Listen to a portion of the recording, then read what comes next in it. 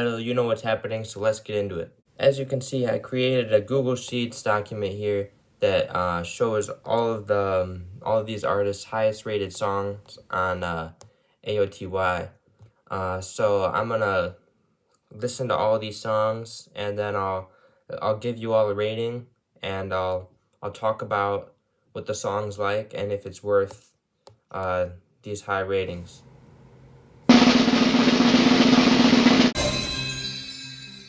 First up, we have the king of rap himself, BBL Drizzy. His highest rated song is Passion Fruit, which has a user score of 92 out of 100. Passion Fruit is Drake's third most streamed song of all time on Spotify. It has about 1.9 billion plays. It starts off very mellow, and there's like this, basically the sound where this guy's saying like, let me restart this record, and he kind of swears a little, which is why the song is explicit. Then the rest of the song is basically Drake talking about how he kind of like drifted out of like talking to someone, and they just kind of like are distant now, and how they basically are just like passive with the things they say. It just repeats a lot of lines, and but it's very chill, and I love the instrumental, so I'm gonna have to give this a 10 out of 10. And yes, I think this is his best song. Next up, we have the other king of rap, K-Dot. His highest rated song is surprisingly not from To Pimp a Butterfly, but instead Sing About Me, I'm Dying of Thirst with a user score of 98. This song has nowhere near the streaming numbers of Passion Fruit and only has about 10% of the plays. In fact, it only has 220 million streams on Spotify, but it is one of the highest rated songs on AOTY overall, which is very impressive. I'm not even going to explain why this song deserves the score it does, but it's a 10 out of 10, and you should listen to it yourself if you want to understand why.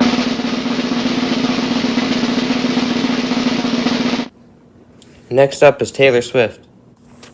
Now before I start this, I just want to make a message to all the Swifties. Please do not come to my house. Do not burn down my house. These are purely my opinions, and you can have your opinions too. Just, this is my own video, so I'm gonna state my own opinions, okay? Now, apparently, Taylor Swift's highest rated song is called All Too Well 10-minute version, Taylor's version from the vault. I don't know why she had to make her own version, but I'm gonna listen to this and tell you guys what I thought of it. This song pretty recently passed 1 billion streams on Spotify, but I don't know who's listening to all 10 minutes of this.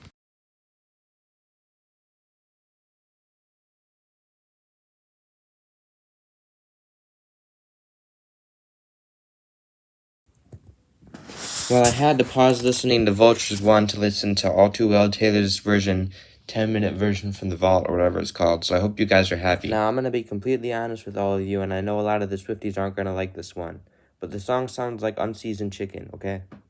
That's just how Taylor Swift's music generally sounds, except for 1989, because just, I don't know, it's just not that good. Now, through all 10 minutes and 13 seconds of this, I was only asking one thing.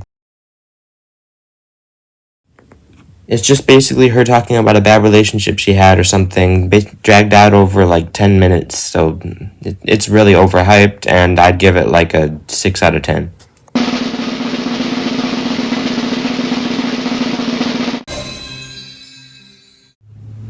Next up is Billie Eilish.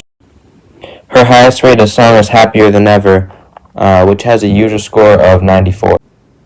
This song is Billie's 7th most streamed song on Spotify. This song, like most of the songs on the album, is pretty quiet, and it just only has like a big climax kind of in the middle, nearer to the end, where she gets a little bit louder than the rest of the song, and it's a really good song. So it's about her basically being happier than ever, because she's letting certain people out of her life. I think that's what it's about. So I'll give this a 9 out of 10. I think it's a good score, 94. I still think Bellyache is her best song.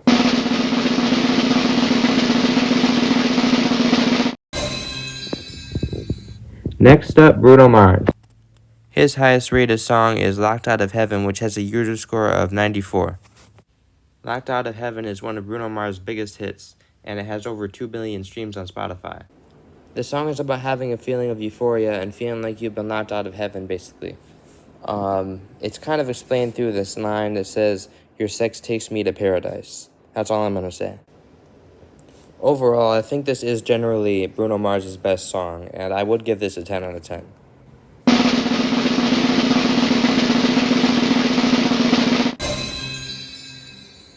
Next up is Lady Gaga. Her highest rated song is Bad Romance, which has a user score of 96. This song is about toxic relationships and being unable to escape them, basically. I'd say this is a really good song, but maybe not one of her best songs, because I'd say her best would probably be Poker Face. I definitely see the vision in this song, so I'll give it a 9 out of 10.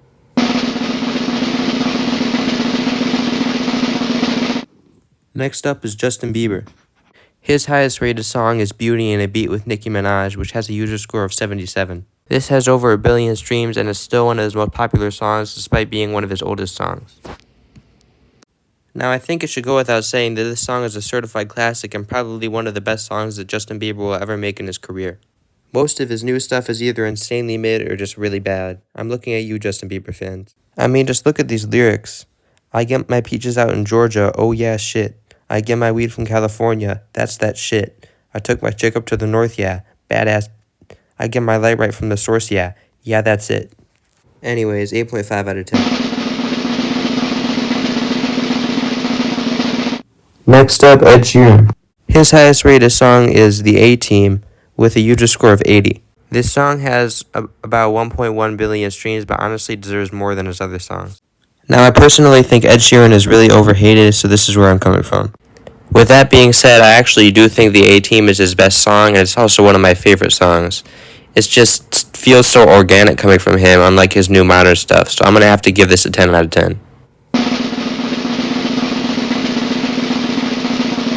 Next up is Bad Bunny. Don't worry, I'm not just going to put English-speaking artists on here. His highest rated song is Safera, I hope I said that right, which has a user score of 89. This song has almost 1 billion streams, but is somehow Bad Bunny's 25th most streamed song on Spotify.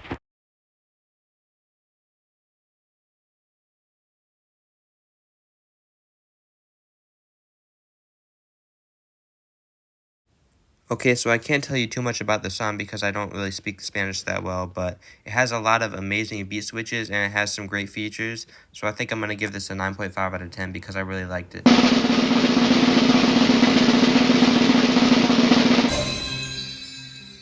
Next up is Rihanna. Her highest rated song is Umbrella with Jay-Z, which has a user score of 93. This is one of Rihanna's most streamed songs and almost has 2 billion streams on Spotify.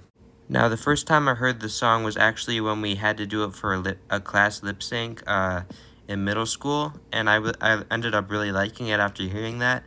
So I think I'm going to give this a 10 out of 10 just because of the memories I have for it, but it's just a really great song, and I love Jay-Z's verse, and everything's just perfect on the song, and they even use I think they use like a GarageBand drum loop, which is pretty crazy.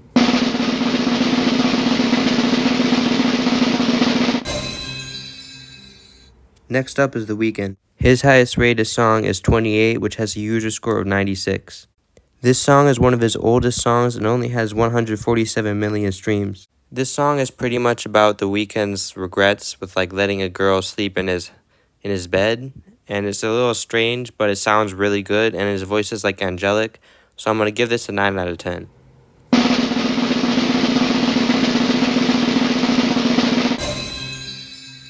Next up is Kanye West. Now, his highest rated song is surprisingly not from My Beautiful Dark Twisted Fantasy, or Graduation, or The College Dropout, or Late Graduation, late Registration, whatever it's called. It's actually from Donda Deluxe, and it's called Life of the Party, which has a user score of 97. This song is definitely not one of Kanye's biggest, and it only has about 77 million streams. The first 2.5 minutes of this song is basically just Andre laying down his incredible lyricism, and then the rest of it is Kanye doing the same. This is a really good song, but come on, let's be honest. It's not as good as Runaway. I'm going to give this a 9 out of 10.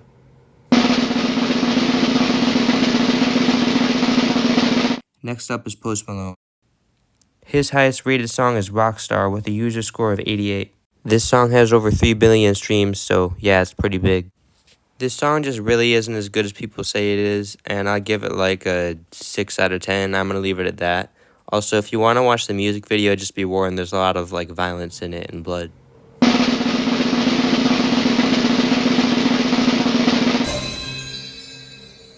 Next up is SZA. Her highest rated song is Drew Barrymore, which has a user score of 92. This song is kind of one of her bigger ones and has about 400 million streams. I can't believe I've never heard this song. It's like a really good R&B song about SZA's insecurities, and it's really catchy. It was just a really good song from 2017, so I'm going to have to give this a 10 out of 10 because I really like it, and you should listen to it too. Before I continue, I'd just like to take a break to thank this video's sponsor, me. I'm broke as fuck. So as you could probably tell from this video so far, I'm basically just talking about the biggest artists on Spotify, and that's because I want to get these out of the way for the first video, so I can focus on other more obscure artists for like the other videos in this series. So I hope you still enjoy it. Next up is Dua Lipa. So her highest rated song is somehow not Levitating, and it's not Don't Start Now, but instead is Houdini Extended, which has a user score of 93.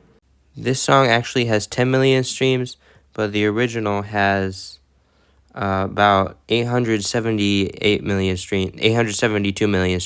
Dang, this song was really good. It had like some great melodies. It had a great production, really good, really great production, and the extended part was basically just the production playing over and over, which was actually really cool. This is a really good song, and I'd actually give.